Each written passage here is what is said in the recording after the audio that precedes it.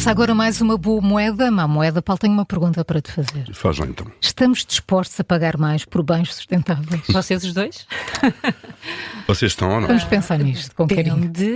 Depende De quanto, talvez? De quanto? Sim, aqui? Depende de quanto é que eu ganho e da despesa, não é? Tem Sim, a ver com... terá a ver tem a também ver com É um isso investimento, não é? Sim, mas em termos médios, como é que estamos? O Boston Consulting Group, que é uma consultora, fez a pergunta também aos portugueses, um estudo internacional em que os portugueses participaram também, e de facto a maioria dos portugueses admite pagar um valor mais elevado por opções, está disponível Pois, para, sim. não é? Para pagar um valor mais elevado por opções mais sustentáveis em categorias de produtos essenciais, como por exemplo a energia, bens alimentares, higiene ou roupa. Entre as várias categorias de produtos, de facto, o que se destaca aqui em 2024 é a energia. 57% dos inquiridos revelou estar disponível para pagar um extra por sustentabilidade, por energia limpa, se quisermos, ou renovável, não é?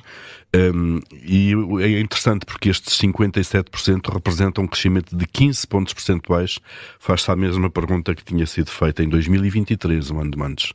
E, portanto, houve um aumento substancial do número de pessoas que dizem estar disponíveis para pagar mais por energia limpa.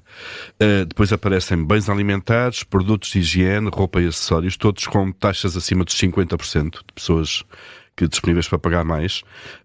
No fim da lista ficam os bens de luxo, só 18% é que estão disponíveis para pagar mais por bens de luxo, os brinquedos ou os jogos com 30%.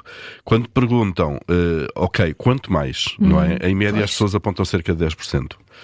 No fundo, pagar aqui um prémio de 10% pela sustentabilidade de qualquer categoria de produtos. Ainda assim, cerca de um terço dos inquiridos, 32%, diz que considera frequentemente o impacto ambiental das suas decisões. Aqui podemos dizer apenas um terço, talvez, não é? Porque com uma preocupação tão grande, depois no momento da compra, quando se pensa nisso tudo, só se pensa no impacto ambiental, só um terço é que pensa nisto, não é?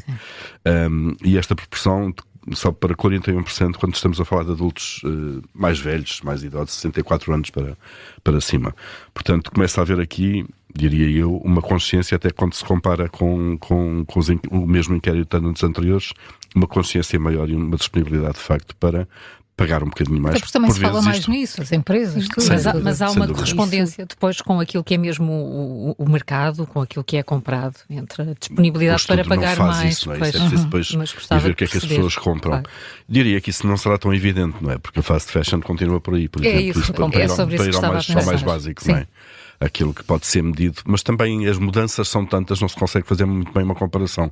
Há 10, 15 anos nós não tínhamos possibilidade de comprar essas coisas todas a esses Claro, preços, não porque estavam simplesmente disponíveis. as plataformas não existiam. Exatamente. E, portanto, Sim, há o aqui uma online comparação um também bocado faz aqui toda a complicada. diferença. Sem dúvida.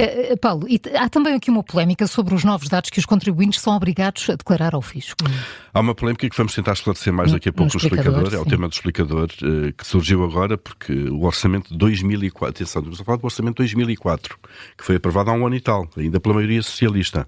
2004. 2024, desculpem. 2024. Agora ficaste bem. Parada no... Não, orçamento de 2024, portanto, o que esteve em vigor no ano passado, não é? Sobre os rendimentos do ano passado, que foi aprovado ainda pelo anterior governo, na maioria socialista do Parlamento, e que tinha lá umas cláusulas que foram aprovadas no sentido de obrigar as pessoas, em sede de IRS, perante os rendimentos do ano passado, 2024, com mais algumas obrigações declarativas, isto é, a contar mais coisas ao fisco. Estamos a falar de quê? De ativos. Ativos podem ser depósitos, títulos, o que quer que seja, imóveis, detidos em países, territórios ou regiões em regime fiscal claramente mais favorável. Aqui estamos chamados offshores.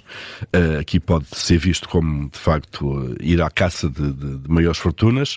Mas depois também os rendimentos que estão sujeitos a taxas liberatórias não englobadas, como juros, dividendos, vales quando superiores a um rendimento de 500 euros por ano, e facilmente se chega a este ponto, não é?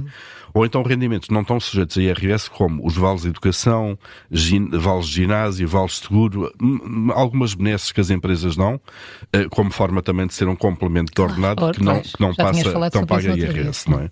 Subsídio de alimentação também quando superiores a 500 euros, e aqui é muito fácil também ultrapassar no ano os 500 euros. Qualquer pessoa sim. que recebe subsídio de alimentação ultrapassa os Claro, 500 euros claramente. ao longo do claro, ano. sim, até em 6 meses. Exatamente. E o Fisco, mesmo sabendo disto, pede às pessoas agora para declararem isto na declaração de IRS. Há uma polémica grande sobre isto, até porque este governo acabou de anunciar há meia dúzia de dias um alegado pacote de simplificação fiscal. Isto vem a contracorrente, obviamente já é uma medida tomada anteriormente, que está em vigor para todos os efeitos, não é?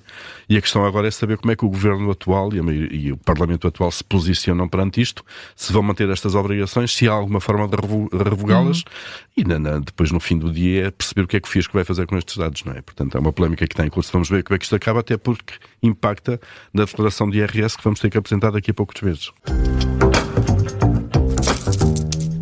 Se gostar deste podcast, pode seguir, dar 5 estrelas e comentar o episódio na Apple Podcasts ou no Spotify. Pode também subscrever e gostar no YouTube. Assim recebe uma notificação sempre que houver um novo episódio.